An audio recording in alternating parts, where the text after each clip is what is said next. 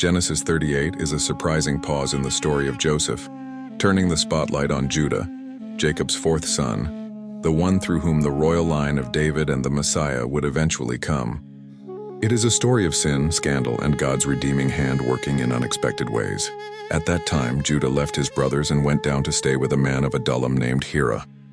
There Judah met the daughter of a Canaanite named Shelah. He married her, and she bore him 3 sons, Onan and Shelah. Judah got a wife for his firstborn. Her name was Tamar. But was wicked in the sight of the Lord, so the Lord put him to death. Judah then told Onan, "Go into your brother's wife and perform your duty as a brother-in-law, to raise up offspring for your brother." But Onan knew that the child would not be his. Whenever he went into his brother's wife, he spilled his seed on the ground, so he would not give offspring to his brother. What he did was wicked in the sight of the Lord, and he put him to death also. Judah said to Tamar, "Live as a widow in your father's household until my son Shelah grows up." But he had no intention of giving Shelah to her, for he feared he too might die. So Tamar remained a widow. Time passed, and Judah's wife, the daughter of Shelah, died. After Judah was comforted, he went up to Timnah with his friend Hira to shear his sheep. Tamar heard that her father-in-law was on his way. She put off her widow's garments, covered herself with a veil, and sat by the roadside at Enaim, for she saw that Shelah had grown up, and yet had not been given to her as a husband. When Judah saw her, he thought she was a prostitute, for her face was covered. He turned aside and said, "Come, let me sleep with you," not realizing she was his daughter-in-law. She asked, "What will you give me?"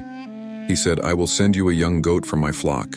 She replied, "Will you give me a pledge until you send it?" He asked, "What pledge shall I give you?" She said, "Your signet, your cord, and the staff in your hand." So he gave them to her and slept with her, and she conceived by him. Tamar left, removed her veil, and put on her widow's clothes again. Judah later sent his friend Hira with the goat, but the woman was nowhere to be found. The men of the place said, "There has been no shrine prostitute here." Judah said, "Let her keep what she has, or we shall be laughed at." About 3 months later, Judah was told, "Your daughter-in-law Tamar has played the harlot. She is pregnant by immorality." Judah said, "Bring her out and let her be burned." As she was brought out, she sent a message to Judah. "By the man who owns these, the signet, cord, and staff, I am pregnant." Judah recognized them and said, "She is more righteous than I, since I did not give her to my son Shelah." And he did not sleep with her again. When the time came for Tamar to give birth, she had twins. During labor, one put out his hand, and the midwife tied a scarlet thread around it, saying, "This one came out first." But he drew his hand back, and his brother came out first. The midwife said, "How did you break through? This breach is on you." So he was named Perez, meaning breach. Then his brother with the scarlet thread was born, and he was named Zerah. Genesis 38 is a shocking story, but it is not without purpose.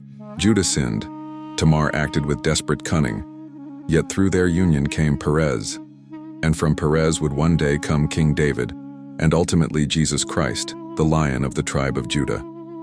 This chapter teaches us that God's purposes are not stopped by human sin. Even through scandal, failure, and brokenness, he works out his plan of redemption. Judah would later be transformed, offering himself to save Benjamin, and his line would become the royal line. Tamar, though wronged, would be honored as a mother in the lineage of the Messiah. Genesis 38 is a reminder. God writes straight with crooked lines. His grace shines brightest against the backdrop of human weakness. Next comes Genesis 39. The focus returns to Joseph in Egypt, where he rises as a trusted servant in Potiphar's house, but faces temptation and betrayal, standing firm in integrity before God.